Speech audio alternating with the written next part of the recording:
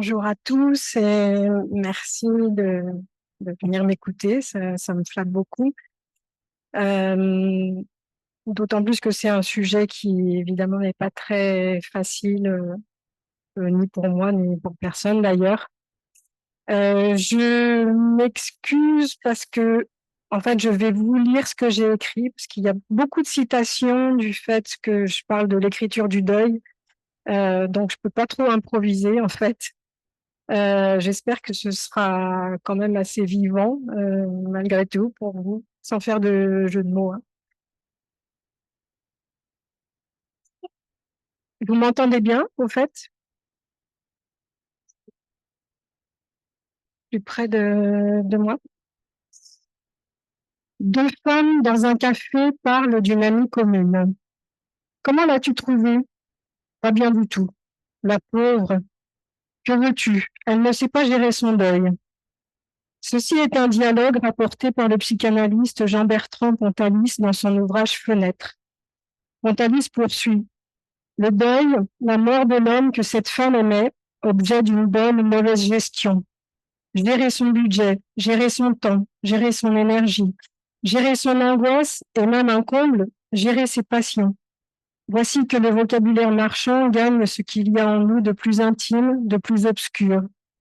J'ai honte pour ces deux femmes qui ignorent qu'on peut être fou de douleur et qui gèrent à petites gorgées leur apéritif du soir.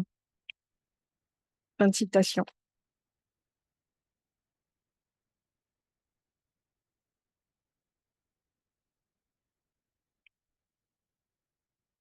Comme beaucoup de gens, pour ne pas dire comme tout le monde, j'ai vécu plusieurs deuils dans ma vie.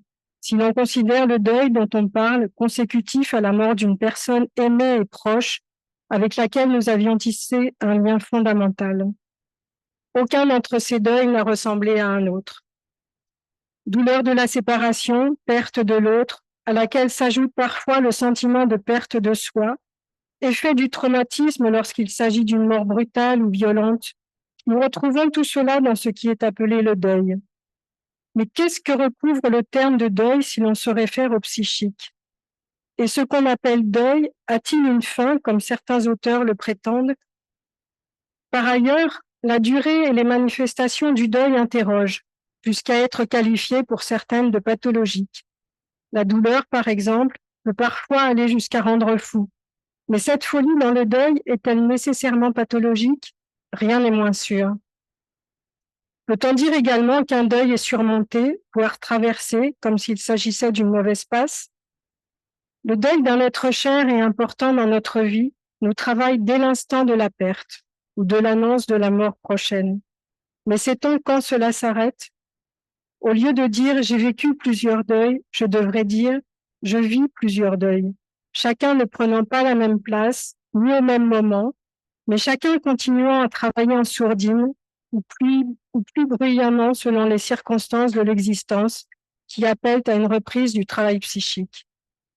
Car ce que l'on peut constater cliniquement, c'est que le deuil nous habite, bruyant ou à bas bruit, mais toujours présent et prêt à se manifester à nouveau à la faveur d'une circonstance, une nouvelle perte, un traumatisme, une séparation, une maladie, toute chose qui rend vulnérable, même de manière passagère, et qui force à reprendre ce que l'inconscient avait laissé de côté, refoulé, pour pouvoir peut-être retrouver un peu de liberté vis-à-vis du mort. C'est une hypothèse, en tout cas, de ce à quoi le deuil peut mener. Pour exemple, l'écrivaine Sarah Chiche, qui a travaillé dans plusieurs de ses romans le deuil de son père, mort d'un cancer alors qu'elle n'avait que 15 mois. Car malgré son très jeune âge, il s'agit bien de deuil, l'absence de son père rendant celui-ci encore plus présent tout au long de sa vie. Dans un article qui s'intitule « D'une langue morte », Sarah Chiche écrit « Au commencement, une absence d'image, un souvenir sans souvenir, une mort vécue sans être éprouvée. Je ne cherche pas, par l'écriture, à combler un manque. Je ne crois pas à la fiction réparatrice, ni même à la suture de l'indicible par l'écriture. Je n'accouche pas quand j'écris. J'exhume, puis je creuse à chaque livre de... Il se trouve que juste avant de mourir, mon père a écrit sur une ardoise quelques mots. Plus le temps passe, plus ce lieu de l'écriture est le seul lieu où je peux tout à la fois accepter enfin de perdre mon père, attendre comme autrefois qu'il revienne et enfin le rejoindre. Pour exemple aussi, les derniers mots du journaliste et écrivain Jérôme Garcin dans son ouvrage Olivier, consacré à son frère jumeau mort accidentellement à l'âge de 5 ans seulement, alors qu'il énumère ce qu'il restera de ce frère, notamment l'image déchirante du drame qui n'en finit pas de le hanter, et ce, écrit-il, tout petit tombeau de papier que j'ai sans doute écrit afin que ton prénom soit un jour imprimé en capitale rouge sur une couverture blanche, et un vide en moi où tout résonne, qui semble grandir avec le temps, inéluctablement. Après moi, de toi, il n'y aura plus rien. Vouloir te prolonger aura été une illusion. Je ne t'aurais accordé dans ce monde qu'un ajournement dérisoire. À moins que ce soit toi, généreux, qui me l'ait concédé en me soufflant à l'oreille avant de me quitter, va, vis et deviens. Manque seulement une 4e injonction. N'oublie pas. Aucun deuil ne ressemble à un autre. Freud, par exemple, avait fait de la perte de son père le paradigme du deuil. Et c'était bien avant la mort de sa fille Sophie de la grippe espagnole en 1920, ainsi que de son petit-fils Heinle 3 ans plus tard. À la mort de Sophie, il écrit « Tout au fond, je subodore le sentiment d'une atteinte narcissique profonde et insurmontable. De même, après la mort d'Heinle, cette perte, je la supporte si difficilement que je ne crois pas avoir vécu quelque chose d'aussi difficile. » Freud écrit l'article Deuil et mélancolie en 1915, après la mort de son père, mais donc avant celle de Sophie et de son enfant.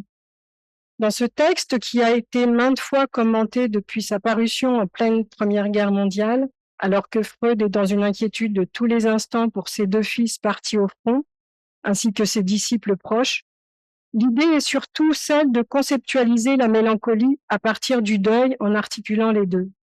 C'est en effet davantage une théorie de la mélancolie que celle du deuil, mais curieusement, c'est cette dernière qui a été retenue. Pour Freud, dans le deuil, le moi doit concéder à l'épreuve de réalité qu'il a perdu son objet libidinal et qu'il doit en retirer sa libido. Un processus se met alors en place, au cours duquel tous les souvenirs et tous les fantasmes d'anticipation concernant cet objet sont repris un par un et expressément dénoués, mais ceci alors que l'objet perdu a encore une existence psychique et repousse tous les autres à l'arrière-plan. Celui qui n'arrive pas à accomplir ce travail de deuil est contraint de s'installer dans une psychose hallucinatoire de désir, dans laquelle l'objet est maintenu à toute force.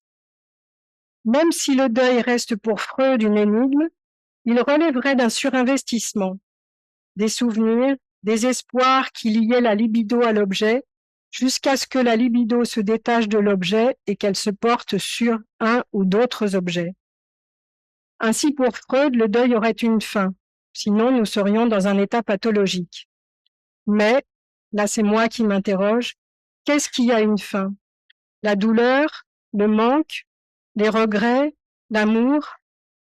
Jean Alouche, psychanalyste, a perdu son père lorsqu'il était enfant et sa fille lorsque celle-ci était jeune adulte, dans un accident de voiture. Il conteste l'expression travail de deuil, trop basée sur l'idéologie du travail. Il met l'accent sur la subjectivation de la perte, une perte sans compensation aucune, une perte sèche. Pour lui également, le deuil a une fin, mais différente de celle dont Freud fait état. En effet, l'endeuillé a affaire à un mort s'en allant en emportant avec lui un petit bout de soi d'inestimable valeur, ce petit bout de soi ayant un statut transitionnel jusqu'à l'acte de le céder aux morts, acte qui met fin au deuil.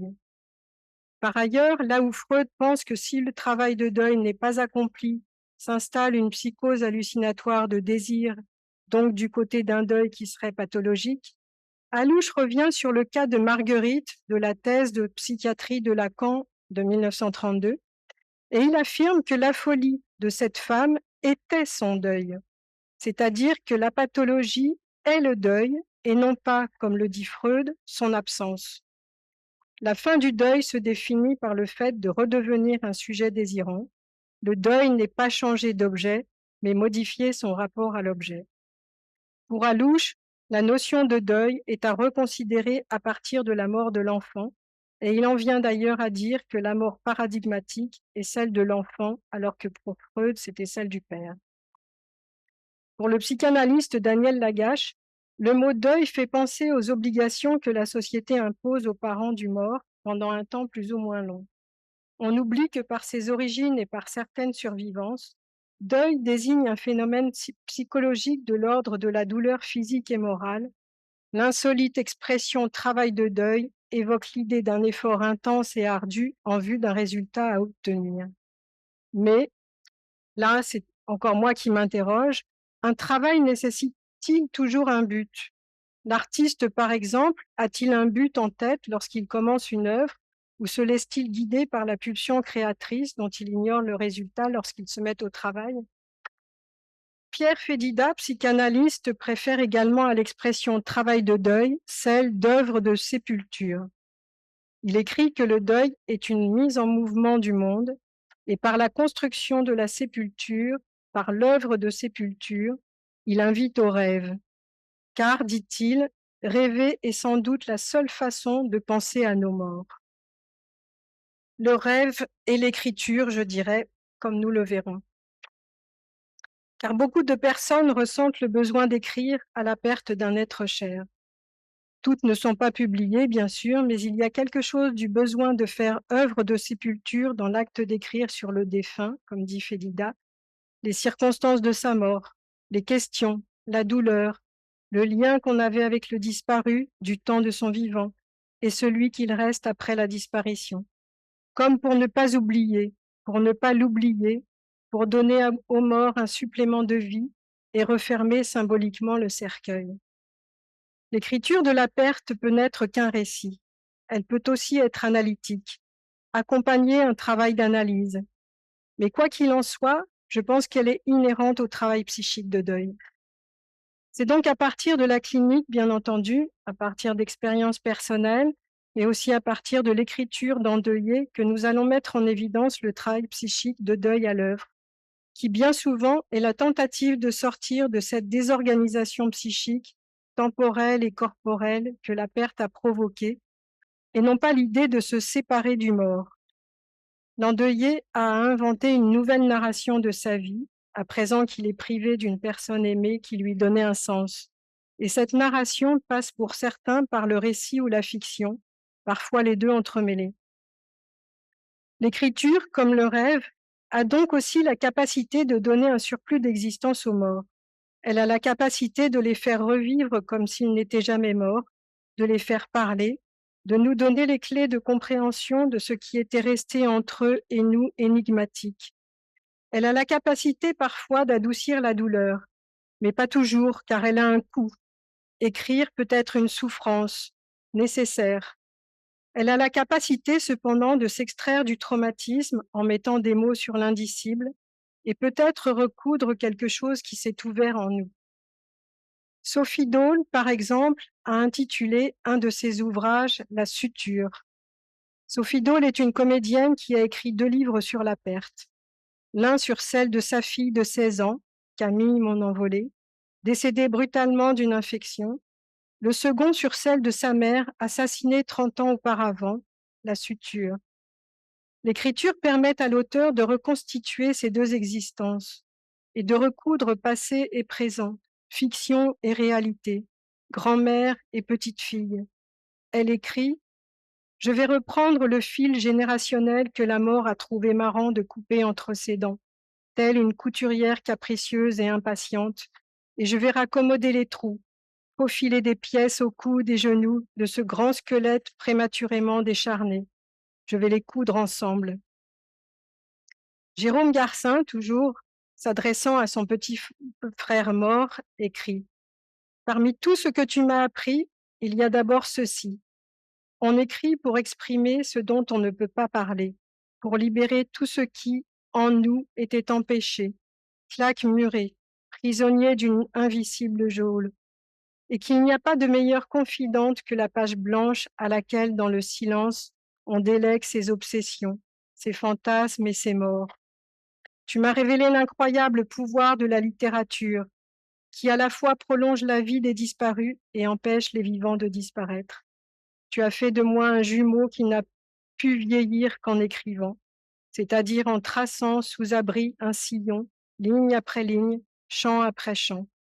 Je te dois cet immense privilège, converser avec toi le plus naturellement du monde par la seule magie des mots. Le silence, qui est la vraie mort des absents, m'a été épargné. Pour l'écrivain Philippe Forest, les livres s'enchaînent après la mort de sa petite fille Pauline d'un cancer à l'âge de 4 ans. Il écrit « Je ne pouvais plus m'arrêter. J'étais entré dans un roman qui n'avait pas de fin. J'écris toujours afin de pouvoir cesser de le faire, mais je n'y parviens pas. Mes livres se sont écrits sans moi. Je ne crois pas que la littérature détienne un privilège, qu'elle soit susceptible d'offrir un salut. On voudrait qu'un livre ait une valeur thérapeutique et que par l'écriture s'accomplisse enfin le travail de deuil. Toute la prospère industrie éditoriale et télévisuelle du témoignage repose sur cette croyance. Le livre est censé guérir et l'auteur et son lecteur.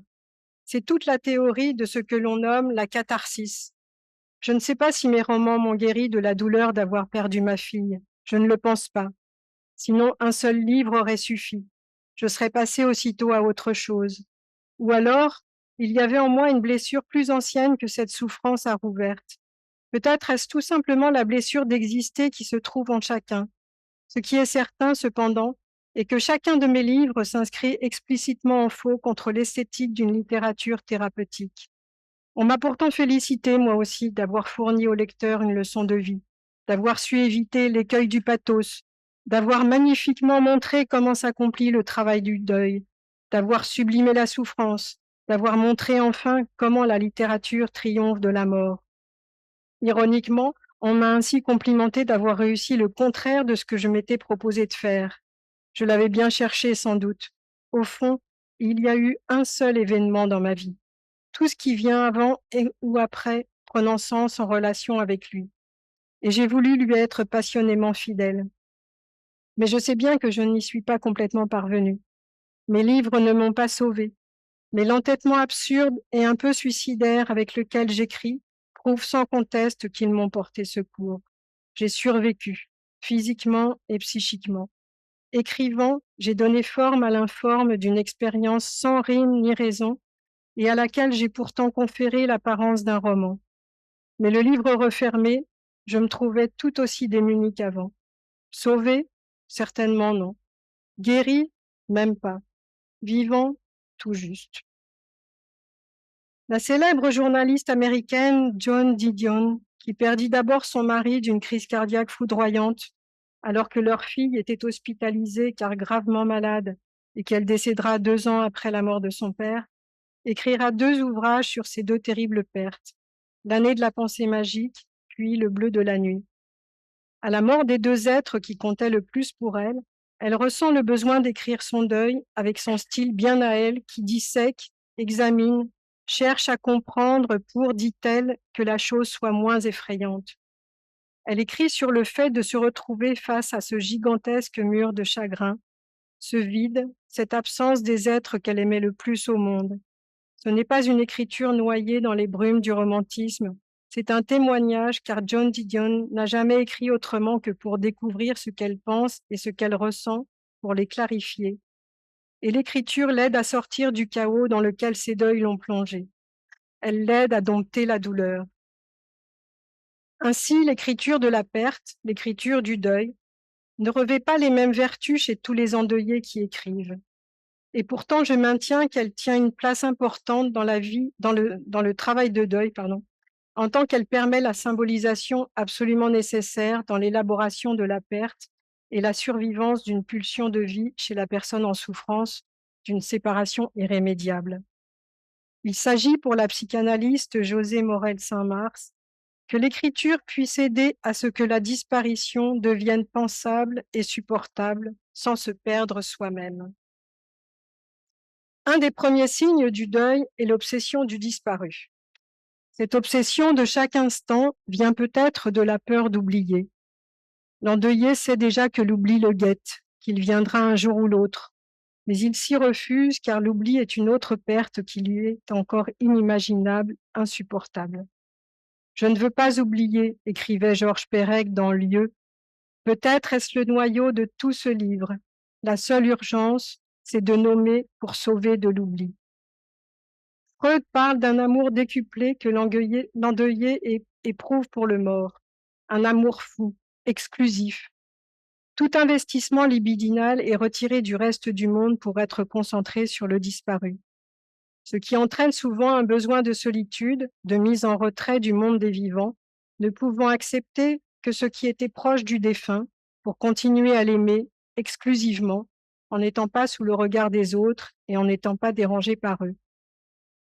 L'hémorragie psychique dont il est souvent fait état les premiers temps du deuil ne concerne pas que l'excès de douleur, mais aussi ce flot de pensées impossibles à maîtriser jusqu'à créer parfois une désorganisation psychique. Les pertes de mémoire liées à cette période ne sont pas étrangères à ce repli sur le mort, car tout le reste s'efface. Pierre Fédida disait que l'absence est d'abord paradoxalement un trop-plein, et que écrire est alors parfois une tentative de rejeter l'objet à l'extérieur, en quelque sorte l'objectiver pour en triompher. L'écriture, donc, a pour vertu de soulager du poids de cette obsession, tout en se dressant comme un rempart contre l'oubli. Mais la question de l'oubli est paradoxale, car écrire permet aussi de déposer en un lieu sûr ce dont on va pouvoir délester la mémoire. Écrire donc pour ne pas oublier, mais écrire aussi pour s'autoriser à oublier. La perte n'est pas toujours traumatique, quoique, mais une perte en convoque souvent une autre, qu'il s'agisse de mort ou d'autres événements liés à des séparations qui ont eu lieu précédemment, et elle peut rouvrir des traumatismes antérieurs. Je disais que chaque deuil est différent, car nous ne sommes pas égaux devant la perte. Le deuil nous confronte à nos fondations psychiques, la façon dont nous nous sommes construits, les épreuves que nous avons déjà peut-être traversées dans notre enfance et notre adolescence, notre capacité à nous séparer, à intégrer la réalité et à symboliser la perte. La philosophe Claire Marin nous dit que nous vivons tous des blessures de la vie, nous traversons des expériences qui nous torturent, mais nous ne réagissons pas tous de la même manière. Fragilité ou solidité intérieure, la torture est une torsion. L'étymologie nous le rappelle. La rupture, qu'on la choisisse ou qu'on la subisse, nous inflige une torsion psychique et physique insupportable. Il nous faut supporter la déformation de notre identité, de notre existence. Nous devenons, dans cette déformation, des êtres monstrueux, malgré nous, déformés par le malheur, la honte d'être rejetés, la violence du désamour. Survivent à cela les êtres les plus plastiques, qui supportent la déformation parce qu'une certaine colonne vertébrale est en place. Certaines structures sont solides et souples à la fois. Ceux qui en bénéficient supporteront la rupture. Le trauma, l'effroi, le manque, les questions, les regrets, la résurgence des traumas antérieurs, le bouleversement que la perte entraîne en soi et hors de soi, tout cela travaille et ne cessera de travailler, peut-être plus calmement au fil du temps et à mesure que les vivants reprennent leur place. Car je pense que plutôt que de donner une place aux morts, il s'agit surtout d'arriver à en redonner une aux vivants. Mais nous en reparlerons plus loin. La question de la douleur est centrale dans le deuil. D'ailleurs, elle en fait sa définition. Phénomène psychologique de l'ordre de la douleur morale et physique. Freud, au moment de la mort de sa fille Sophie, écrit « On sait que le deuil aigu que cause une telle perte trouvera une fin, mais qu'on restera inconsolable, sans y trouver jamais de substitut. » Il parle d'hémorragie psychique pour évoquer l'excès de douleur, comme j'en ai déjà fait mention. Lacan, lui, parle de traumatisme ou de traumatisme. Dans tous les cas, l'objet aimé n'existe plus matériellement, mais il existe quand même car la libido n'est pas retirée de lui. La journaliste et écrivaine Geneviève Jurgensen commence son livre La disparition, relatant la mort accidentelle de ses deux petites filles, par ces mots. Très peu après que nos filles furent séparées de nous, si petites, précipitées dans l'infini, de proches amis m'ont prédit « Tu l'écriras ». Un frisson de répulsion m'avait parcouru. Écrire, c'était mettre la vie en forme pour moins souffrir. Souffrir était ma dernière façon d'aimer mes enfants. J'aurais voulu me laver de cette phrase comme d'un maléfice. L'auteur finira par céder à l'écriture dans la nécessité de laisser une empreinte de l'existence de ses enfants. Comme l'écrit le psychanalyste Juan David Nasio, ce qui fait mal, ce n'est pas de perdre l'aimé, mais de continuer à l'aimer plus fort que jamais, alors que nous le savons irrémédiablement perdu. John Didion relate « Le deuil est un état que nul ne connaît avant de l'atteindre. On sait que l'on pourrait perdre un proche. On peut s'attendre à avoir un choc. On ne s'attend pas à ce que ce choc détruise, disloque et le corps et l'esprit. On peut s'attendre à être prostré, inconsolable, rendu fou par cette perte. On ne s'attend pas à devenir fou tout court. On ne peut pas non plus s'attendre à l'éternelle absence qui s'ensuit, le vide, l'implacable succession de moments où l'on sera confronté à l'expérience de l'insignifiance elle-même. La douleur est morale donc, mais elle est aussi physique. C'est une expérience de déchirure, d'amputation, de fracture, de coupure que l'on ressent physiquement. Pour exemple, Aurélie Montcalm, après la mort de son fils, qui a donné à son livre le titre suivant, Le ventre arraché. Jean Alouche, de son côté, écrit ceci. Juste après avoir été averti de la mort de ma fille, dans la seconde qui suivit, puis d'une façon à chaque fois ponctuelle durant les 2 ou 3 jours qui suivirent, j'ai eu une impression corporelle des plus étranges, jamais ressentie avant, ni d'ailleurs depuis. Mon corps était devenu un corps de verre. Mon corps était comme fait d'un verre fragile, d'un cristal aussi mince qu'une feuille de papier à cigarette. Si quelqu'un m'avait un tant soit peu touché, je me serais brisé en morceaux. J'étais comme juste avant d'être brisée. Alouche associe cette sensation à l'image de sa fille qui, dans son accident, était passée par le pare-brise. Je rapporte moi-même, dans le livre consacré à la mort accidentelle de mon fils, combien mon corps a été affecté. Ma surdité passagère de l'oreille qui avait entendu, ou plutôt compris, au silence de son père que mon fils était mort. La sensation que ma tête se fendait sous le coup invisible que j'avais reçu. L'impression de disparaître dans un gouffre. Et puis, à l'enterrement, le réveil des sensations de la naissance de mon enfant, la douleur très reconnaissable de l'enfantement, paradoxalement au moment symbolique de mon désenfantement avec la mise en terre de son cercueil. La douleur, c'est aussi celle d'un sentiment de solitude infinie, car nous sommes seuls dans la souffrance, elle est impartageable, indicible à autrui. L'écrivain Bernard Chambaz note, après la mort accidentelle de son fils Martin, comment le drame s'est immiscé dans son couple. Le deuil ne nous a pas rapprochés, au contraire, il nous aurait plutôt éloignés, parce qu'il a brisé notre vie, parce qu'il nous a laissés seuls, chacun dans son coin, aspirés par son propre vide. J'ai découvert la solitude dans sa version écrasante. Nous étions là comme 2 blocs de souffrance, compacts et séparés, des rives parallèles, 2 icebergs, et c'est bien, je vous assure, ce froid, cet océan nu, les proportions quant à la partie visible du deuil. Nous étions là côte à côte, assis par terre, de part et d'autre du fauteuil en lin bleu gris de Hollande, la tête entre les genoux, chacun dans ses pensées, dans la bouillie épaisse qui lui faisait office de pensée. Au bout d'un temps infini, nous nous prenions la main. L'angoisse est elle aussi parfois très présente. Freud écrit « Nous avons été amenés à dire que l'angoisse serait une réaction au danger de perdre l'objet aimé. Or, nous connaissons bien une de ces réactions à la perte de l'objet, c'est le deuil. Alors, quand est-ce l'angoisse et quand est-ce le deuil qui s'installe? Pour le deuil, nous en sommes déjà occupés dans Deuil et mélancolie. Un caractère en est resté complètement incompris, l'intensité extraordinaire de la douleur. Le fait que la séparation d'un objet soit douloureuse nous apparaît néanmoins aller de soi. Le problème se complique par conséquent encore davantage quand la séparation de l'objet aimé crée-t-elle de l'angoisse, quand produit-elle le deuil et quand peut-être seulement la douleur.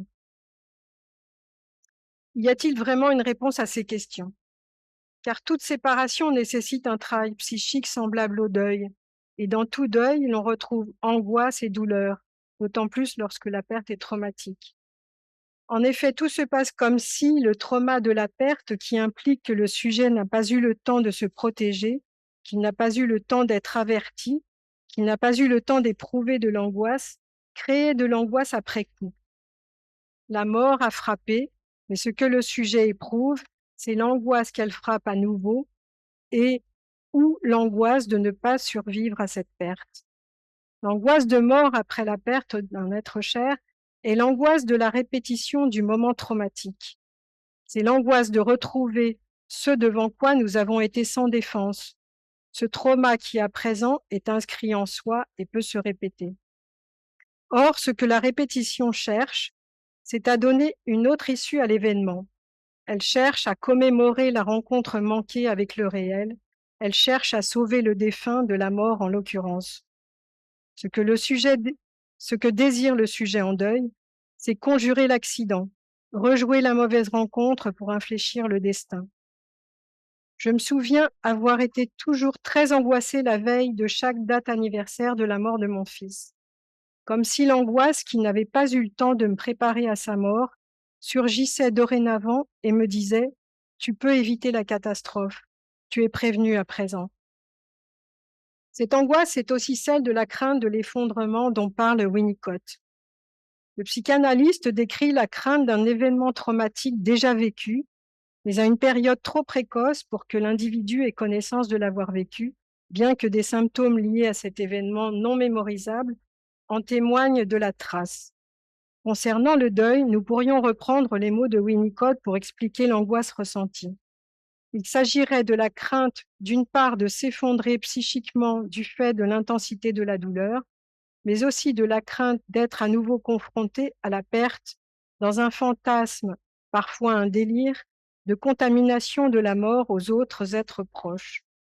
Comme le précise José Morel 5 mars, la détresse que connaît l'endeuillé n'est pas éloignée de celle du nourrisson quand il découvre que l'autre qui lui est vitalement nécessaire pourrait s'absenter ou lui manquer. Le sentiment de culpabilité est aussi très fréquent.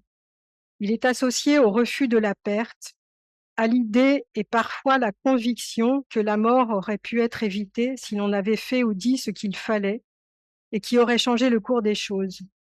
Il est aussi lié à des traces encore présentes de la pensée magique infantile qui est ici en échec. Échec qui révèle notre petitesse.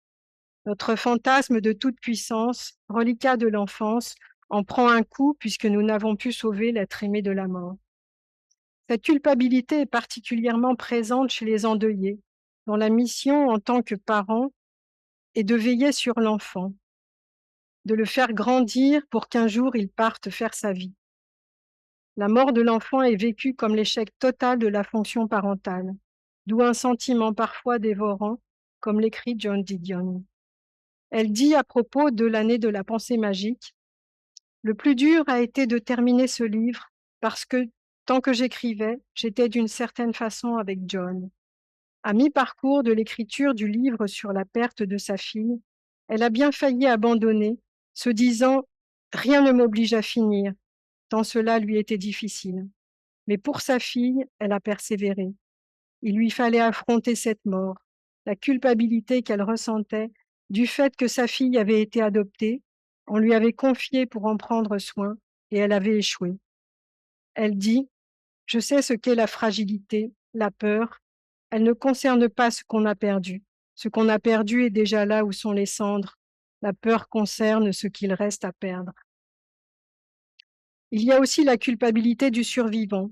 Dans des tas de situations, comme chez les rescapés de la Shoah, ou d'autres massacres et d'autres guerres, mais aussi dans des conditions où l'endeuillé n'est pas associé à l'événement de la mort. Il n'était pas là. comme chez les parents qui disent souvent que c'est eux qui auraient dû mourir et pas leur enfant, donc qui ne supportent pas d'être vivants et qui peuvent avoir le fantasme de donner leur vie pour faire revivre leur enfant. On le voit beaucoup chez les parents d'enfants malades. Il arrive que certains se donnent vraiment la mort, et l'on peut imaginer que dans ce geste, il y a non seulement le désir de retrouver l'enfant, l'impossibilité de supporter la douleur, quoiqu'aujourd'hui des traitements permettent d'atténuer cette douleur, heureusement, mais aussi la culpabilité de survivre à l'enfant, comme par exemple dans le livre de Laurent Godet, Les portes de l'enfer, dans lequel le père tente de donner sa vie en échange de celle de son enfant mort. Car ce sentiment peut enfler au point de devenir auto-accusation et parfois réclamer une punition, un châtiment, comme nous le voyons dans la mélancolie. C'est pour cette raison que je parle de mélancolisation du deuil, principalement du fait de la présence d'une culpabilité qui se cristallise dans le psychisme de l'endeuillé. Cependant, nous pouvons entrevoir la culpabilité d'un point de vue plus dynamique dans le travail de deuil.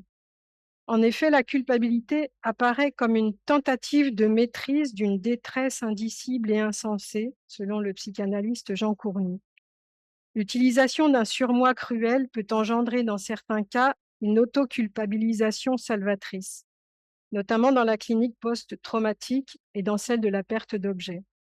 Dans ce dernier cas, on s'accuse de bonne foi et sur un mode éventuellement magique d'être responsable de la disparition de l'objet, ce qui est une manière de garder un lien avec lui et une maîtrise rétrospective sur cette perte. La culpabilité est par ailleurs préférable à la honte. Le moi idéal omnipotent se sent moins impuissant d'être coupable que d'être dévalorisé, abandonné. En revanche, dans un processus mélancolique, la culpabilité inconsciente n'est plus salvatrice mais dévorante. Comme le mentionne José Morel 5 mars, il faut longtemps pour que la culpabilité cède sa place au sentiment d'impuissance de celui dont l'amour n'a pas pu arrêter la mort. Au début du deuil, il est sans doute plus supportable de se vivre coupable qu'impuissant. C'est le défilé ininterrompu des si, où la recherche d'un point de culpabilité est à entendre comme un effort pour repousser la mort dans son inexorabilité. Par exemple, Nanni Moretti dans son film La chambre du fils, ou Brigitte Giraud dans Vivre vite. La culpabilité met en lien causal un acte et la mort. Repousser la cause serait donc, imaginairement, repousser la mort. Plutôt qu'admettre que celle-ci est le terme incontournable de toute vie, l'endeuillé préfère penser que quelqu'un est responsable de la mort, même lui, car n'avoir personne à accuser, c'est n'avoir personne vers qui diriger la violence de sa douleur. Mieux vaut chercher un coupable que se retrouver seul et impuissant face à l'absurdité de la mort. La culpabilité, ce moteur du deuil, dit l'humanité d'un amour qui n'est jamais dépourvu de failles ou de ratés. On a toujours quelque chose à regretter. On a toujours, même brièvement, même une seule fois, souhaité que l'autre disparaisse, qu'il nous laisse tranquilles ou plus libres. Le souvenir de ces moments où l'absence de l'autre avait été souhaitée hante le survivant comme un reproche. La culpabilité prend naissance sur le sol de l'ambivalence inhérente à toute relation. Elle dit que l'on n'a jamais assez aimé et que le pardon est désormais hors de portée. Comment espérer obtenir du disparu qu'il pardonne nos manquements? Parfois, longtemps après le drame, l'endeuillé est dans le regret ou dans la rancœur en pensant à ce qui aurait pu éviter la mort. 1 an après le décès de mon père, ma mère en voulait encore à un médecin qui, soi-disant, ne s'était pas bien occupé de lui, persuadée que si ça lui avait été évité, mon père serait encore là, déniant ainsi qu'il était un vieux monsieur en bout de course, qu'aucun médecin n'y pouvait plus rien, et que c'est pour cette raison que de lui-même il avait décidé d'arrêter tous les traitements. En vouloir à ce supposé médecin, c'était éviter d'en vouloir à mon père qui, d'une certaine façon, avait fait le choix de l'abandonner. Car dans le deuil, ajoute Nasio, nous sommes habités non seulement par la douleur, mais quelquefois par la haine contre le mort et aussi par la culpabilité de nous sentir haineux. Haine contre le mort, ou par déplacement, haine contre toute figure cause de souffrance, soit en attribuant la responsabilité de la mort à certaines personnes, soit en les accusant de ne pas avoir été capables de l'éviter, soit en ressentant de la rancune que les autres ne soient pas plus compréhensifs aujourd'hui ou du vivant du défunt, souvent dans les cas de suicide.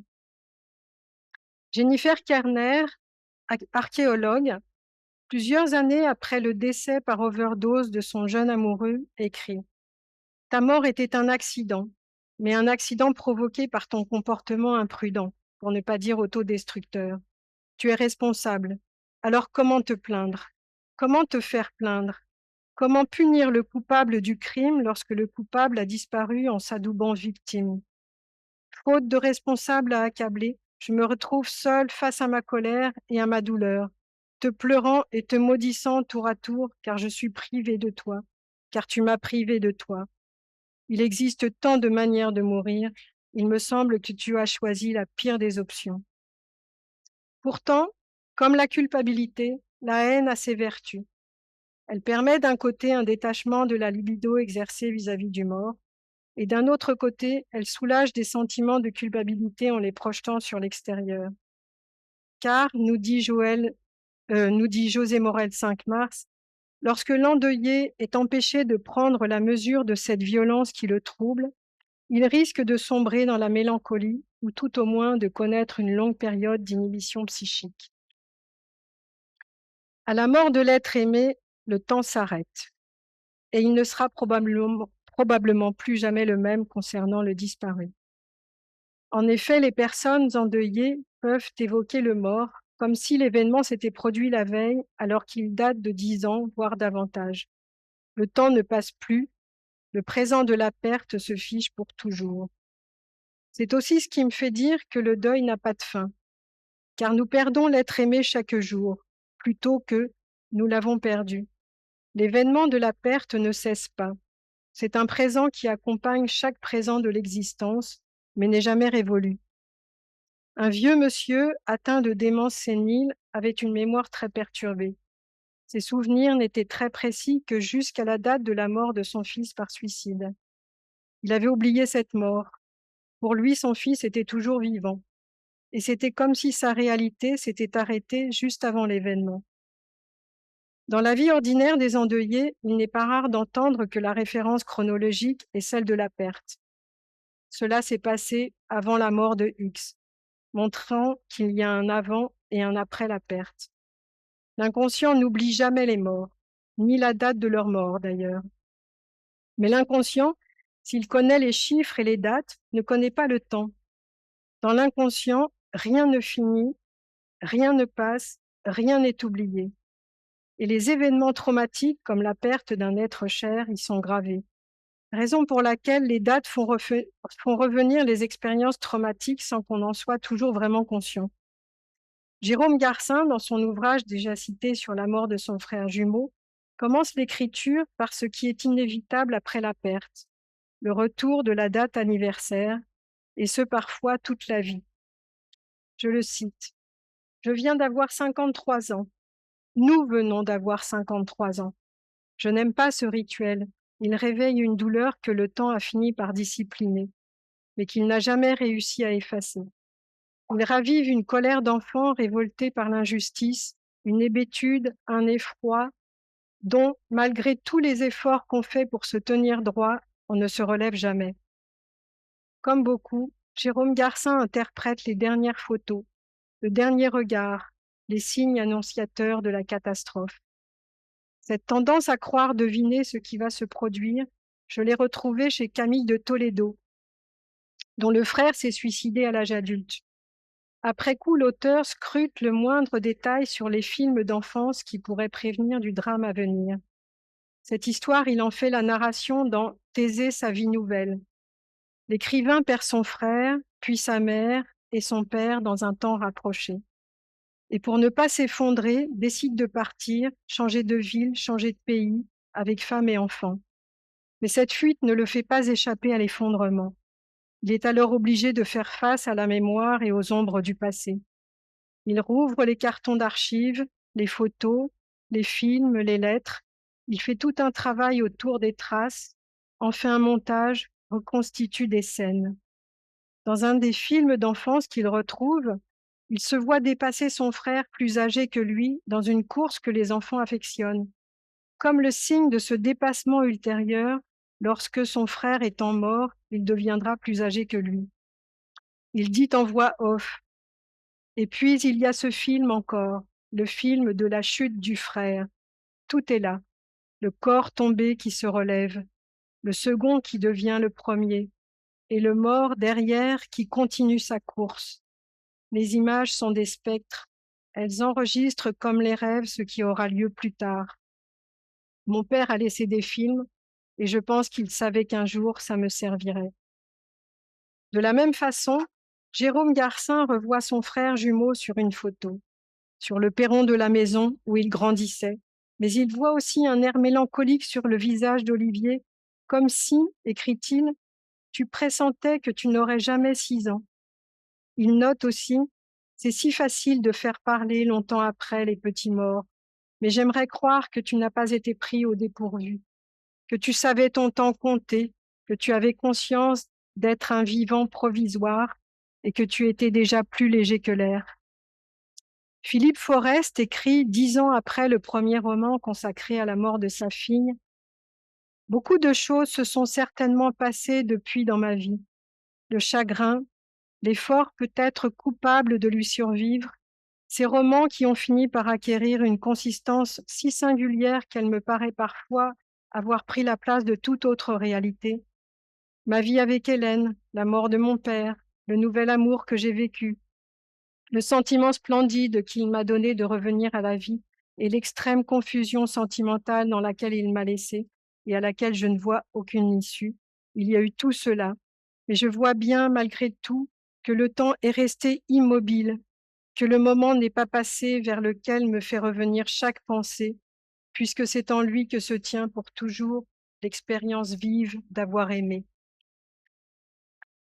Le travail psychique en question dans le deuil, c'est donc celui de contenir la douleur, certes, mais tout en acceptant la réalité qui est que nous ne reverrons plus la personne aimée.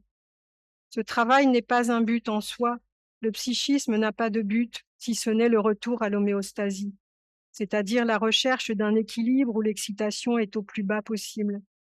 Cette acceptation demande des mois, parfois des années, au cours desquels seront sollicités des mécanismes psychiques plus ou moins efficaces qui paraîtront aux yeux de l'entourage plus ou moins raisonnables. Peu de temps après la mort de mon père, une fois qu'il a été incinéré et que son urne a reposé dans le caveau familial, ma mère m'a fait cette étrange réflexion. Je n'aurais pas dû le faire incinérer. Maintenant, je ne peux plus lui parler. Cette phrase peut sembler folle, mais elle montre la persistance après la perte à nourrir le besoin de conserver un lien avec le disparu, comme s'il était toujours une personne vivante. Cela me fait penser aux propos d'un enfant venant de perdre son père que Freud rapporte dans l'interprétation des rêves, je crois. L'enfant avait dit: je comprends bien que mon père est mort, mais je ne peux pas comprendre pourquoi il ne rentre pas dîner ce soir. Donald Winnicott écrit: l'acceptation de la réalité est une tâche sans fin. Je rajouterai après lui, dans le deuil particulièrement. Il dit aussi que la seule chose réelle est le manque, c'est-à-dire la mort, l'absence ou l'amnésie. Le réel pour la psychanalyse, c'est toujours ce qui fait irruption dans nos vies malgré nos représentations. Lacan disait: le réel, c'est quand on se cogne. Et force est d'admettre que la perte d'un être cher nous cogne, nous ravage, nous anéantit parfois. L'acceptation de la réalité, le consentement à ce réel qui nous résiste est peut-être le plus grand défi de notre existence, car nous sommes ou nous serons tous confrontés au deuil d'un proche un jour ou l'autre. Selon Freud, l'épreuve de réalité a montré que l'objet aimé n'existe plus et édicte l'exigence de retirer toute sa libido des liens qui la retiennent à cet objet. Mais la tâche qu'elle impose ne peut être aussitôt accomplie. En fait, elle est accomplie en détail, avec une grande dépense de temps et d'énergie d'investissement. Et pendant ce temps, l'existence de l'objet perdu se poursuit psychiquement. Chacun des souvenirs, chacun des espoirs par lesquels la libido était liée à l'objet est mis sur le métier, surinvesti, et le détachement de la libido est accompli sur lui. La réalité prononce son verdict. L'objet n'existe plus et le moi, quasiment placé devant la question de savoir s'il veut partager ce destin, se laisse décider par la somme des satisfactions narcissiques à rester en vie et à rompre sa liaison avec l'objet anéanti. Ce travail psychique se fait donc lentement et avec une grande dépense d'énergie psychique qui laisse le sujet épuisé. C'est tout l'inverse d'un rejet ou d'un évitement de la perte. Il y a au contraire un surinvestissement de l'objet perdu, puis un détachement progressif. Le but et l'issue naturelle du travail de deuil étant pour Freud de séparer le vivant du mort pour permettre à la vie de continuer à s'affirmer. L'objet aimé n'existe plus, c'est la réalité. Mais psychiquement, il continue à exister et l'endeuillé continue à l'aimer. Il y a donc une tension entre la réalité matérielle, objective, et la réalité psychique qui, elle, ne veut pas savoir que l'aimé est mort. D'un côté, il est mort, et d'un autre, il est toujours présent et investi de notre amour. Et dans cet écart entre la réalité et la réalité psychique, toutes les manifestations d'un travail psychique d'acceptation sont possibles, mais pas nécessairement pathologiques. Freud parle d'épreuve de réalité, donc. Oui, la perte est une épreuve, parfois insoutenable, à tel point qu'il faut bien au moins un temps, le temps qu'il faut pour que le travail psychique puisse se faire, disons, s'arranger avec la réalité en la tordant, la déniant, en délirant, en hallucinant parfois. Des tas de comportements qui peuvent paraître bizarres aux yeux des autres, mais qui sont nécessaires pour ne pas mourir soi-même ou s'effondrer. Freud, par exemple, donne du délire la définition suivante: une tentative de guérison. Dans le deuil, le délire a bien cette fonction parfois. Il s'agit de survie psychique. La dédicace de Jean Alouche à la première page de son ouvrage Marguerite ou l'aimé de Lacan, Marguerite étant la mère de Didier Anzieux, est celle-ci. Avec Marguerite, je dédie cette étude de clinique psychanalytique aux habités par l'effroyable expérience érotique de l'enfant mort. La thèse d'Alouche est que le délire de Marguerite Anzieux était son deuil, le deuil de sa petite sœur, contrairement à la théorie qui veut que l'absence de deuil soit pathologique. Le deuil était celui aussi de sa mère et une folie à plusieurs. Dans la pièce de théâtre C'est la vie de Mohamed El-Khatib, deux comédiens ayant dans la vraie vie perdu chacun un enfant livrent leurs pensées, leurs réflexions, leurs souvenirs, leurs douleurs. Le metteur en scène prévient: toute ressemblance avec la réalité n'est jamais le fruit d'une coïncidence, mais d'un laborieux travail d'écriture. À l'origine de cette pièce de théâtre, la proposition faite à ces deux comédiens de participer à un travail qui n'a rien de psychanalytique, précisa-t-il, qui n'aura aucune vertu apaisante, quoique, pour réfléchir à la notion suspecte de deuil, les entendre parler de leur enfant, de leur disparition de leur vie. À un moment du spectacle, les deux acteurs énumèrent les « il aurait pu » ou « elle aurait pu », imaginant ce que leur enfant ne connaîtra pas, mais aurait pu connaître: les voyages, l'amour, les maladies infantiles, la petite souris pour les dents de lait, etc. Tout ce que les parents rêvent que leurs enfants accompliront, car c'est cela être parent: projeter son enfant vers l'avenir et se projeter avec lui. S'il meurt, l'avenir ne ressemble plus à rien, du moins un temps. C'est aussi cela la réalité. Freud pose la question de savoir ce que l'on perd avec le défunt, car il ne s'agit pas seulement de la disparition de l'objet aimé, mais de ce que nous étions grâce à ce lien avec cet objet. Une part de ce que l'on est ne pourra plus jamais être. Et parfois, cette part perdue fait tellement partie de notre identité, de notre narcissisme, qu'il est bien difficile de se remettre d'une telle perte. Dans le deuil mélancolique, c'est le moi tout entier de l'endeuillé qui disparaît avec le défunt. Ce que Freud décrira par « l'ombre de l'objet est tombée sur le moi ». Ce n'est pas un petit bout de soi, comme disait Jean Alouche. Ce n'est pas une amputation, c'est une perte du sentiment d'existence, une perte de soi. Selon Freud, le rêve est la voie royale vers l'inconscient. J'ai pu constater à titre personnel, comme dans le discours de mes patients endeuillés, que les rêves étaient très riches et très fréquents dans les premiers temps du deuil surtout, mais au-delà parfois. Ces rêves sont le plus souvent des réalisations de désirs, comme Freud les appelle. Désir de revoir le disparu comme s'il était encore vivant, désir de lui parler ou d'entendre ce que l'on aurait aimé qu'il nous dise, qu'il n'est pas triste d'être mort, qu'il ne souffre plus, que le passage s'est fait sans angoisse et sans souffrance. Dans l'inconscient, les morts ne sont jamais morts. Leur existence est inscrite à jamais dans notre psychisme. Rien n'est oublié. Et les événements traumatiques, comme la perte d'un être cher, sont gravés. Comme nous l'avons vu, le retour des dates fait remonter l'expérience de la perte.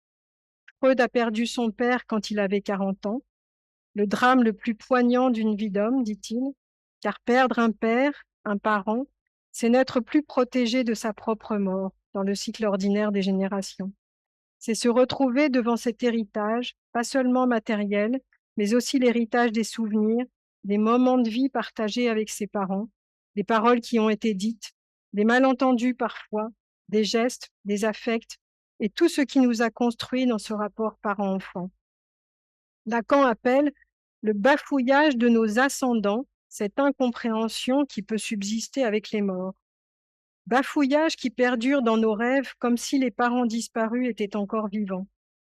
C'est ce qui fait que nous avons besoin de comprendre, et c'est cela aussi le travail psychique de deuil.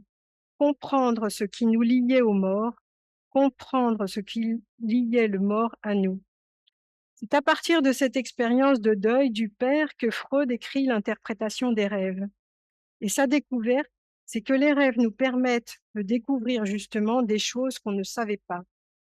Mais parfois, les nuits sont peuplées de cauchemars, pleins de reproches et de culpabilité. Des cauchemars où se répète encore et encore le traumatisme de la perte. Pendant longtemps, Freud est resté sur sa conviction que le rêve est une réalisation de désirs, et de désirs refoulés, car s'y déploie à la fois le présent et le retour du désir infantile. Mais la guerre à laquelle ses fils sont partis lui apprend autre chose. Les soldats de retour se réveillent la nuit à cause de cauchemars qui les confrontent à des événements traumatiques qu'ils ont vécus. Leur inconscient les soumet à la répétition de leur trauma, c'est-à-dire ce qui a fait effraction dans leur psychisme et dans leur corps, ce qui est inassimilable, car le sujet n'a pas eu le temps de se protéger, d'être averti, d'éprouver de l'angoisse qu'il aurait préparée. Le cauchemar est donc la reviviscence d'un traumatisme.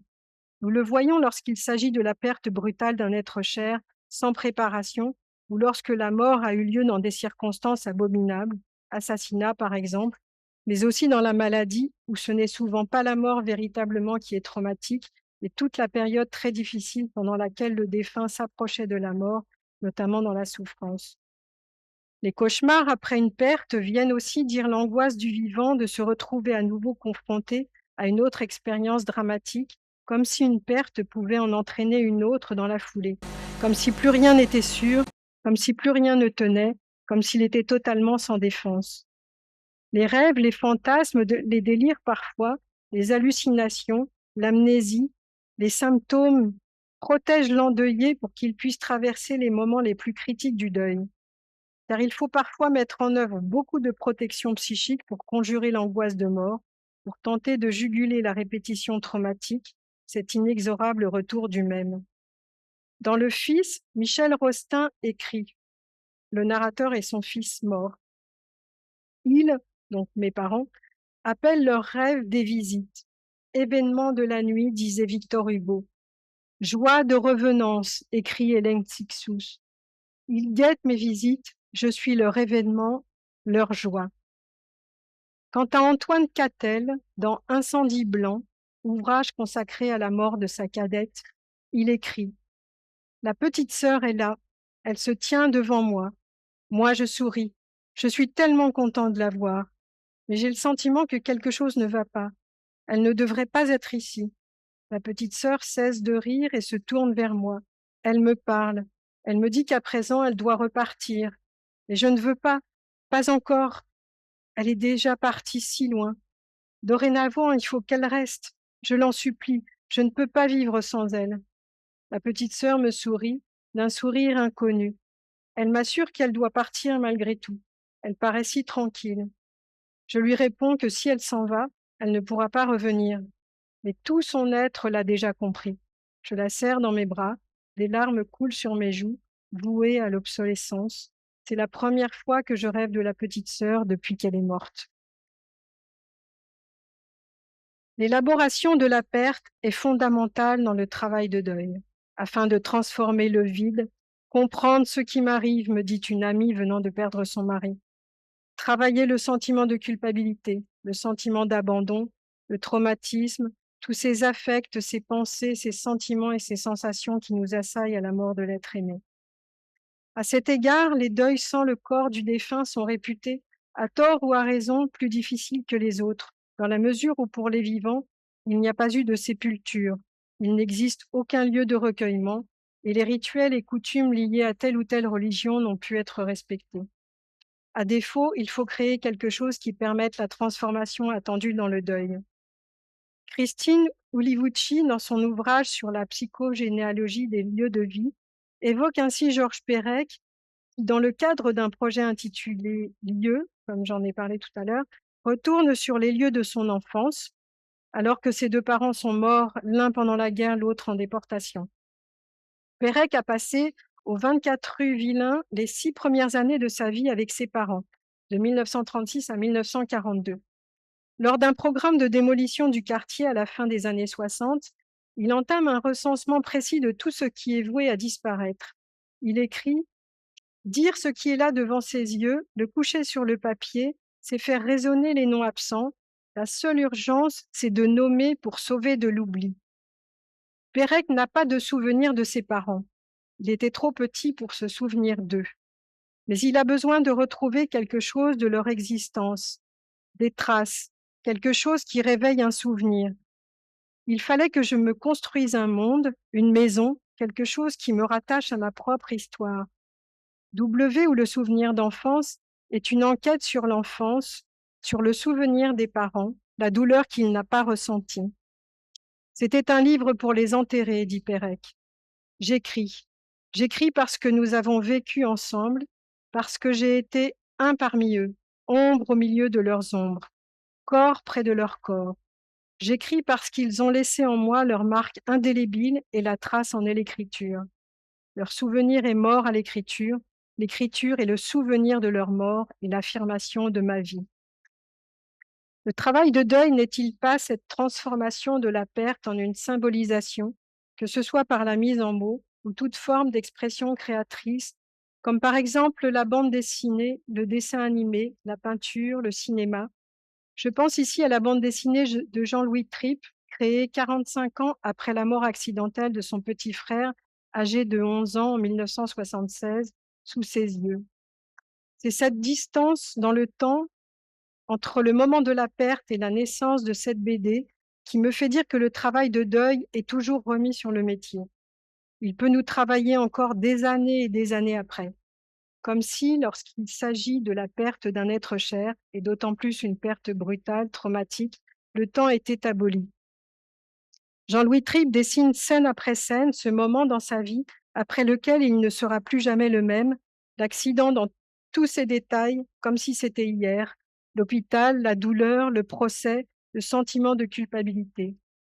Il écrit « Cette histoire, je n'avais pas prévu de la raconter, mais à la fin du mois d'avril 2019, le frère de mon ami Marion est mort brutalement à la suite d'une crise d'épilepsie. Il avait 29 ans. Je crois que perdre un être proche qui n'aurait pas dû mourir est une expérience si particulière qu'on ne peut la partager qu'avec des gens ayant vécu le même drame.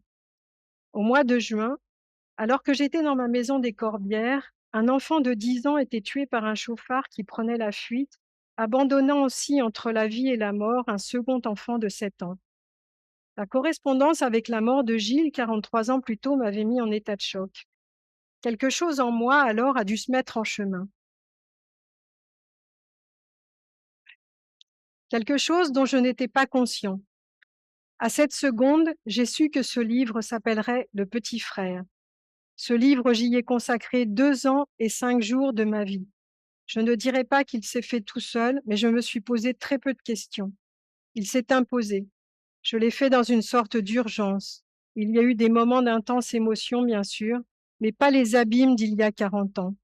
Au contraire, ce fut plutôt un baume apaisant sur les douleurs du passé, et même comme une douceur d'avoir fréquenté mon petit frère pendant 2 ans et d'avoir peut-être fait en sorte, avec ce récit en forme de témoignage, que la mémoire de Gilles survive.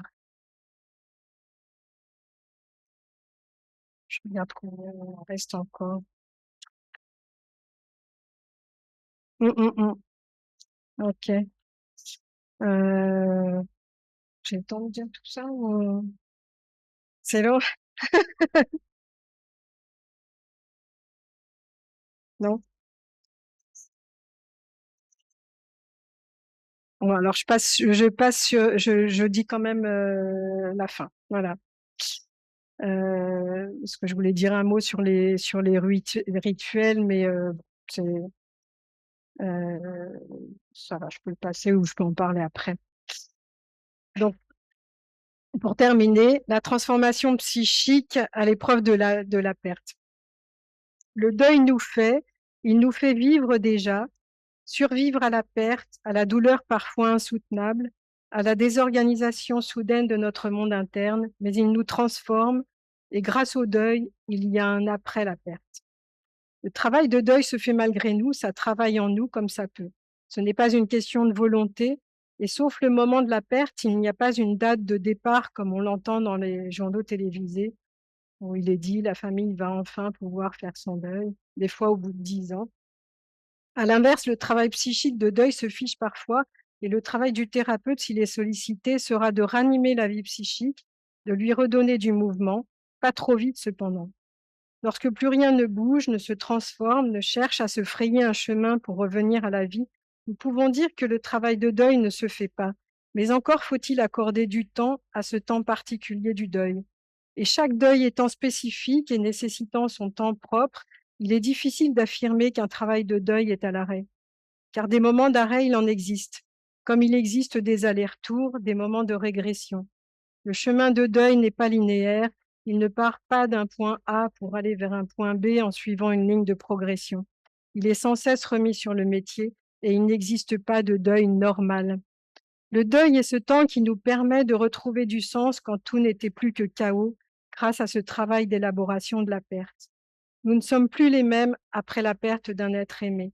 Nous ne savons plus quelle place nous avons dorénavant. Nous devons parfois rompre avec certaines personnes, mais petit à petit, le travail de deuil nous réorganise intérieurement et extérieurement. À mon sens, ce que nous pouvons contester n'est pas l'idée du travail psychique de deuil, mais plutôt l'expression faire son deuil. Pire encore, celle de gérer son deuil, comme nous l'avons vu. En effet, comme on l'entend souvent, l'expression faire son deuil laisserait à penser que le deuil a une fin et que si cette fin n'a pas lieu, c'est anormal, voire pathologique. De plus, toute expression de peine à l'évocation de la personne perdue, parfois plusieurs années après le décès, n'est pas le signe d'un deuil non fait. Il ne s'agit ni d'oublier le disparu, ni de le remplacer, mais à mon sens de pouvoir retrouver le monde des vivants en oubliant un peu la mort tout en donnant une place au mort qui est certes absent dans sa matérialité, mais toujours présent dans la tête des vivants. Dire que le deuil n'a pas de fin n'est pas une condamnation à souffrir, à revivre le traumatisme de la perte indéfiniment. Bien sûr, comme le dit Freud, nous resterons inconsolables face à certaines pertes. Mais le travail psychique n'est pas nécessairement équivalent à une souffrance. C'est le travail psychique qui nous fait cohabiter avec le souvenir des morts, leur forme de présence, malgré le chagrin, malgré la douleur. C'est aussi ce qui nous fait prendre des routes dans notre existence où que l'on n'avait pas imaginées avant la perte. Parce que quelque chose a bougé en nous et autour de nous qui fait que la vie ne sera plus jamais la même et que notre regard a changé lui aussi. Je voudrais terminer par ces mots de Jennifer Kerner. Ici-bas, nous avons fort peu parlé de toi. Les circonstances de ton départ ont été tues. Tu es parti comme en voyage sans laisser d'adresse. Même mes plus proches amis ne savent pratiquement rien de ce que tu étais. Il faut croire que tu étais cadenassé dans un coffre-fort secret au fond de ma mémoire et que, jalouse de te garder pour moi, j'avais jeté les clés. Aujourd'hui, j'ai décidé de te rendre ta liberté entre les pages d'un livre, car c'est bien l'endroit où vivent le mieux les morts. Voilà.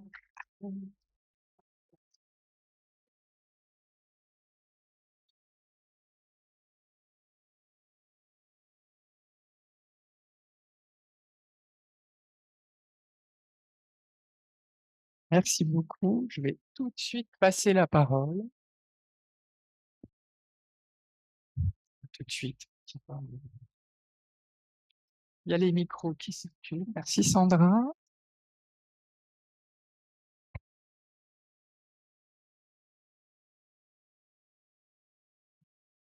Muriel, tu veux...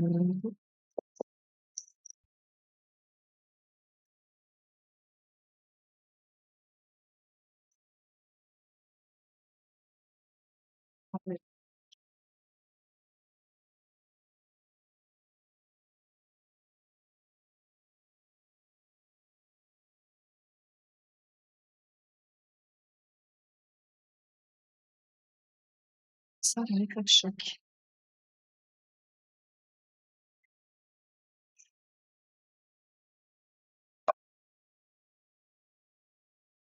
Muriel.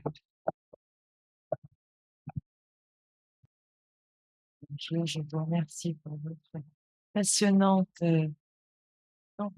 passionnante conférence.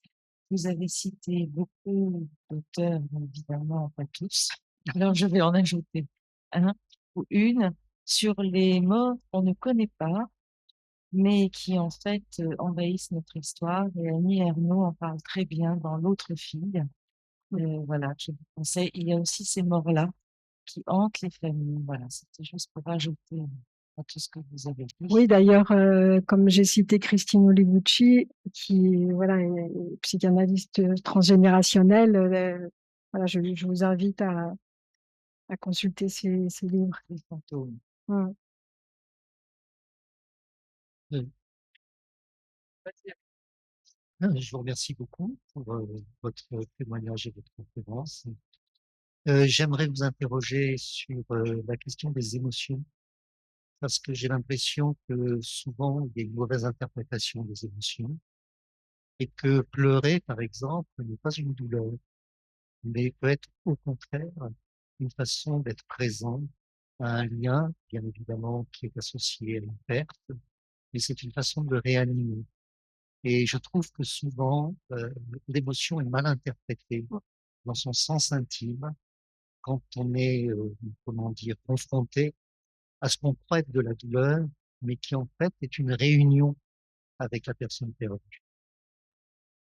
Oui, d'ailleurs, j'y ai fait mention très rapidement, mais je pensais à une amie qui a perdu sa sœur il y a très longtemps, il y a des années, et elle est allée voir, je sais pas, un ostéopathe, ou je sais pas trop quoi. Et c'est vrai que quand on touche le corps, souvent ça fait remonter des émotions. Et elle parlait de la sœur qu'elle avait perdue, puisqu'il s'agissait d'une maladie génétique dans la famille. Euh, et l'ostéo lui a dit, vous n'avez pas fait le deuil de votre sœur. Et elle est sortie perplexe. Elle m'en a parlé, bon, sachant que voilà, le deuil, c'est une question que je creuse en me disant, mais ça m'a paru complètement incongru. Oui, les émotions sont remontées. Le souvenir de ma sœur, quelquefois, me fait pleurer. Là, en plus de ça, le contexte d'avoir été manipulée, ça m'a peut-être un peu fragilisée sur le moment. Mais ça n'a rien à voir avec faire ou ne pas faire son deuil. Enfin, comme si, voilà, pleurer, c'était montrer qu'il y avait quelque chose du travail psychique justement qui n'avait pas été fait, quoi.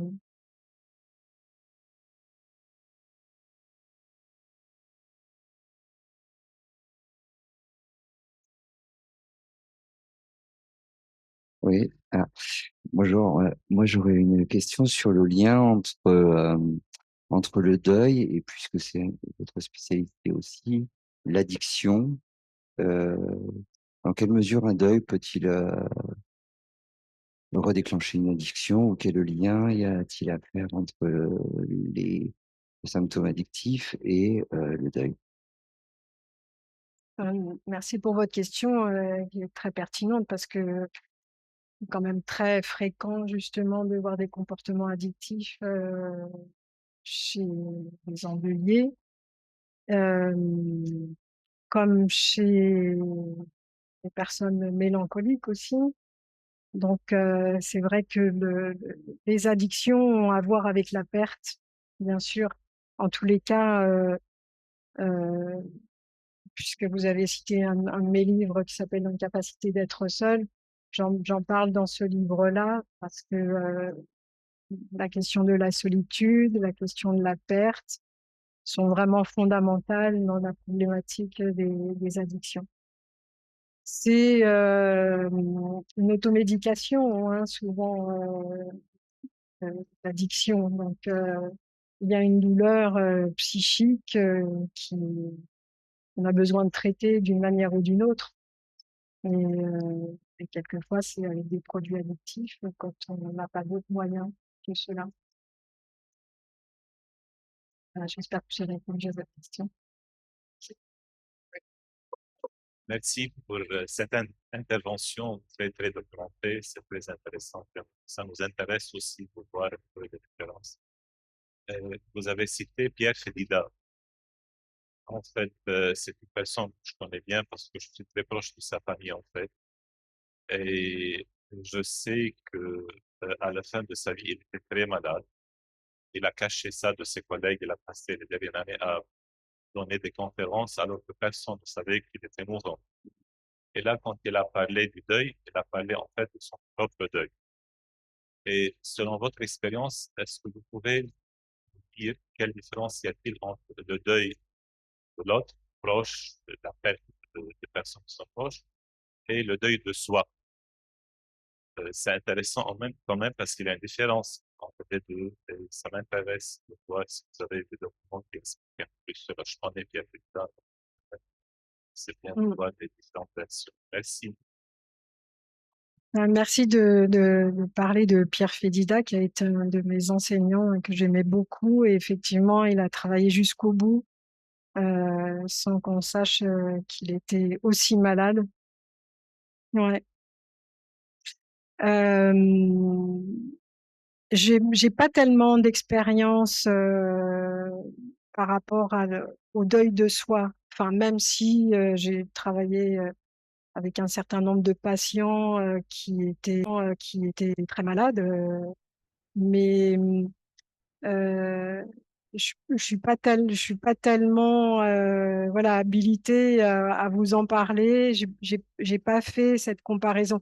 Par contre, dans le deuil de l'autre et le sentiment de perte de soi en perdant l'autre, alors c'est peut-être pas tout à fait les mêmes circonstances, mais en tous les cas, le sentiment de perte de soi, oui, ça, je l'ai ressenti moi-même et je l'ai entendu voilà, de la bouche d'un certain nombre d'endeuillés, effectivement, après une perte vécue comme insurmontable. Ce qui ne l'a pas été complètement, puisque finalement, même quand on a l'impression que on est en train d'en mourir tellement c'est douloureux, il reste quelques pulsions de vie qui nous raccrochent à la vie malgré tout. C'est pour ça que c'est peut-être différent, voilà, de du sentiment de perte de soi quand on est atteint d'une maladie incurable et qu'on sait que on s'en sortira pas, quoi.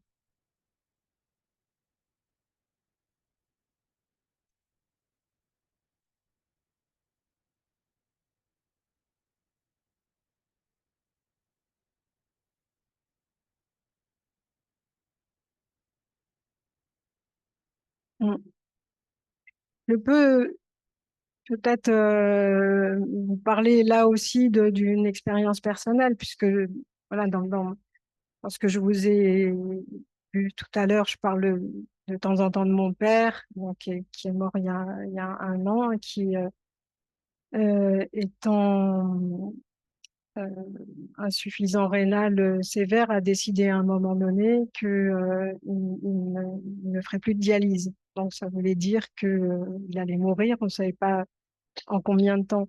Mais je pense qu'il avait déjà fait le deuil de lui avant même de prendre cette décision. Je crois que enfin, en discutant avec lui les derniers temps, parce qu'en fait, je suis restée les 2 mois et demi donc, qui ont précédé sa mort, entre le moment où il a arrêté la dialyse et le moment de sa mort, il s'est passé 2 mois et demi, ce qui me paraissait être un temps très long en vivant sans dialyse, mais où il a tenu bon finalement. On a eu le temps de parler. Et je crois que effectivement, lui, il avait déjà fait le deuil de lui-même avant de prendre la décision d'arrêter la dialyse. Il était déjà prêt à ça. Il était déjà prêt à sa mort. Et ça m'avait vraiment interloqué parce que je pensais pas qu'il avait fait, comme il était assez taiseux, je pensais pas qu'il avait fait tout ce travail-là dans sa tête. Ce que ma mère n'avait absolument pas fait et pour elle, ça a été beaucoup plus compliqué.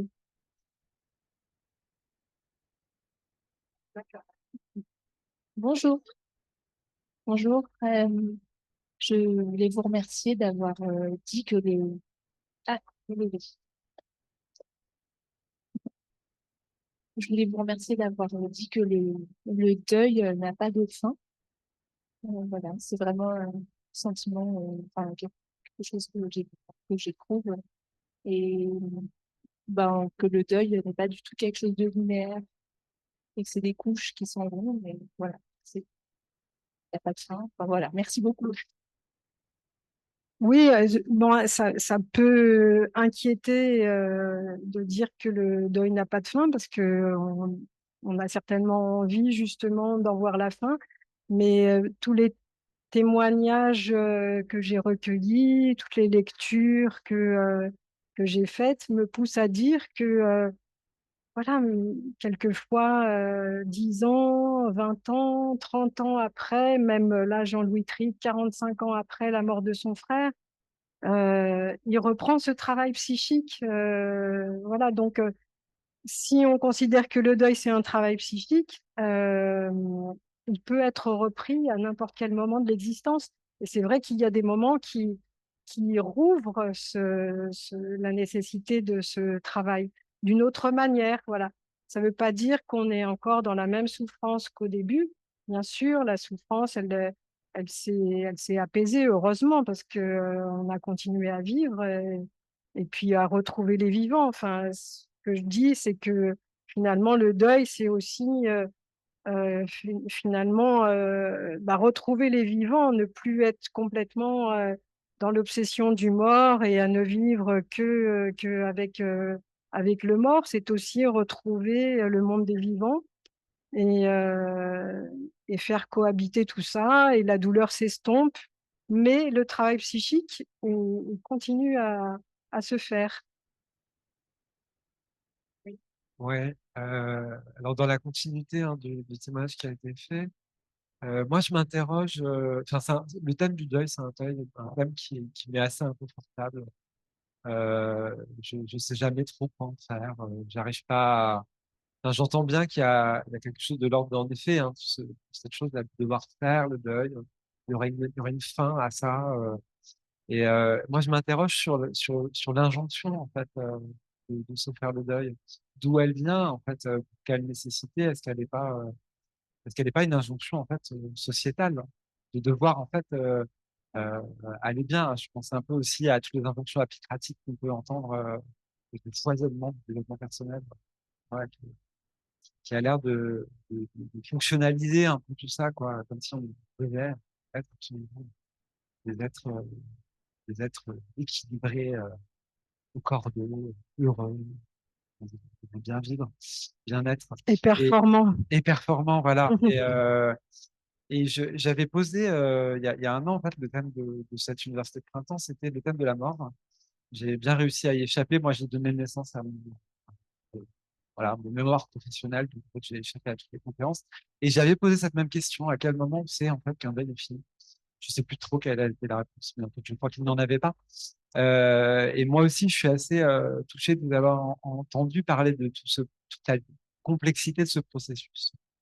Euh, et la question que je me pose, mais je crois aussi qu'il n'y a pas tellement de réponse, c'est qu'est-ce qui peut permettre là sur le plan clinicien, d'identifier que quelque chose du deuil serait suffisamment apaisé que la personne en fait sorte peut-être d'une accroche à un événement.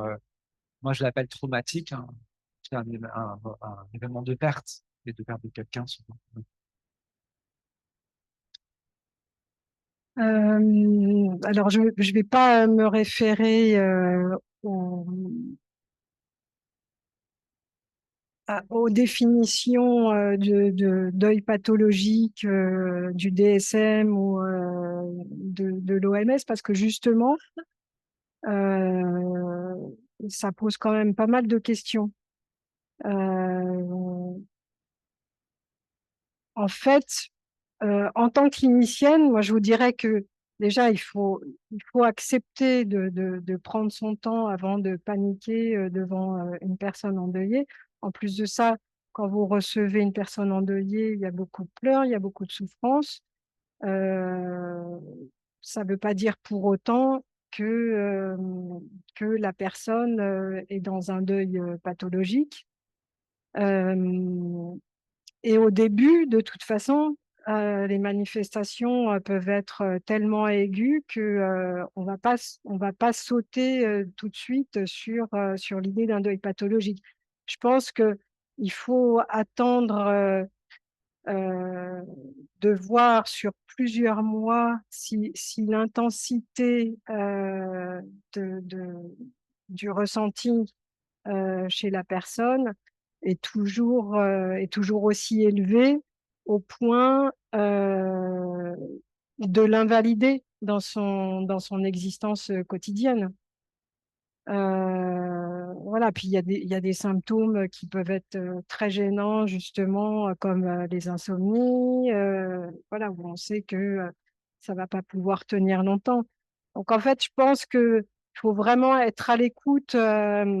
C'est difficile d'en faire une définition et de se dire, bah, si on voit ça, ça veut dire que ça va pas du tout, parce que il y a quelquefois des manifestations qui sont très inquiétantes et qui finalement font partie du travail de deuil, mais ne sont pas si pathologiques qu'elles en donnent l'impression.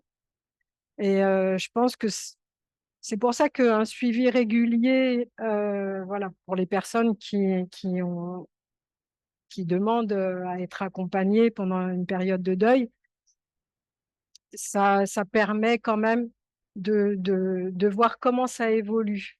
Et quand je disais tout à l'heure qu'il faut qu'il y ait du mouvement psychique, je pense que c'est ça le plus important. À partir du moment où quelque chose se fige dans la psyché, c'est là où peut-être il faut qu'on s'inquiète en tant que clinicien. Et tant qu'il y a du mouvement, voilà, c'est tant qu'il y a des tentatives d'élaboration de quelque chose, du matériel comme les rêves, même si c'est des cauchemars des fois, eh ben, quelque chose est en train de se passer.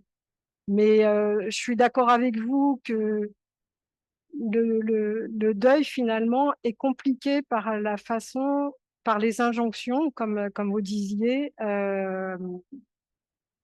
auxquelles on est soumis dans notre société. Il y a beaucoup de rituels du deuil qui ont disparu. Avant, on ne disait pas faire son deuil ou c'était pas des expressions, c'est assez récent, des expressions comme ça. Avant, on portait le deuil. On savait pendant un certain temps qu'une personne était en deuil. On faisait attention à elle parce qu'on savait ce qu'elle était en train de traverser. Il y avait toute une attention de la communauté. Aujourd'hui, bah, les personnes en deuil, quand vous les croisez, elles sont inexistantes. Si vous les regardez d'un peu près, vous voyez qu'elles ont peut-être des yeux un peu embués, mais c'est tout. Sinon, ça se voit pas. Euh, Au niveau professionnel, eh ben, on retourne au boulot 3 jours après quand il s'agit d'un parent, 5 jours après quand il s'agit d'un enfant. Je ne vois pas qui peut retourner au boulot après avoir perdu son enfant 5 jours avant, quoi. C'est pas possible. Donc voilà, comme je vous disais, c'est vrai qu'on est pris dans un fonctionnement d'une société qui attend de nous qu'on soit performant. Et ça va pas trop avec le deuil parce que le deuil a besoin de temps et que ce temps-là, on l'a pas. Donc ça entrave aussi beaucoup le deuil. Puis en plus de ça, faut pas montrer qu'on pleure, il faut pas montrer que on se plaint, qu'on est malheureux. Enfin bon, voilà, il y a des tas de choses qu'il faut cacher et c'est compliqué. Juste qu'on restitue la parole parce qu'il y a quatre personnes qui ont demandé de la parole. C'est pas Une seule question. Oui, j'y vais. Je voudrais juste revenir sur la notion qu'on a évoquée de deuil de soi, qui permet aussi d'accompagner. Vous évoquiez que vous aviez au deuil de votre père pu parler, hein, le deuil de soi. Ça permet aussi de transmettre beaucoup de choses. Et j'ai eu l'occasion d'accompagner des enfants et j'étais absolument sidérée de voir à quel point les enfants sont effectivement des adultes en puissance qui accompagnent leurs propres parents et combien c'est précieux au moment de la mort. Et en même temps, j'avais envie de dire que ça les rend vivants jusqu'au bout. C'est ce que je ressentais. Que quand on fait le deuil de soi, on est vivant jusqu'au bout. Je vous remercie beaucoup. Merci à vous.